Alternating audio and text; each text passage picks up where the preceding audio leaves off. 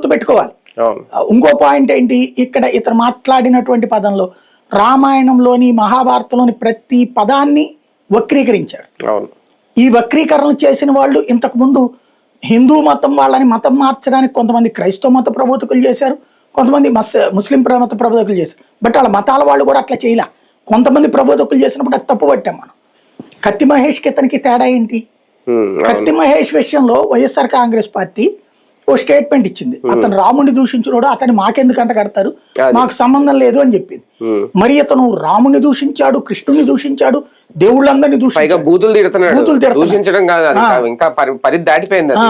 నా కొడకల్లారా అని మాట్లాడుతుంటే, సరే మనం పవన్ కళ్యాణ్ నా కొడక అన్నప్పుడు కూడా తప్పే పట్టాం కదా, అనేక సార్లు మనం మాట్లాడుకున్నాం కదా.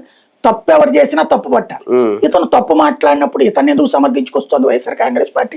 అది కూడా మనం అడుగుతాం. ఇందులో నిజంగా వైసీపీ సమర్థిస్తుందా, వైసీపీ ఇందులో ఇరుక్కుంటుందా, లేదంటే తనకు తాను ఇరికించుకుంటుందా? అసలు తనకి తాను ఇరికించుకుంటుంది. ఎందుకు?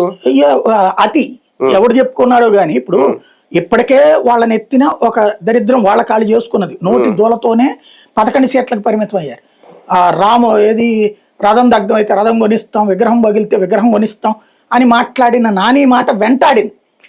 ఆ వెంటాడిన మాట వాళ్ళని దెబ్బతీసి ఇవాళ మళ్ళీ నువ్వు ఒక దారికి వస్తుంటే మళ్ళీ తీసుకెళ్లి నీ పార్టీని మీ అంతటి మీరే తీసుకెళ్లి సమాధిలోకి చేర్చుకుంటున్నారు.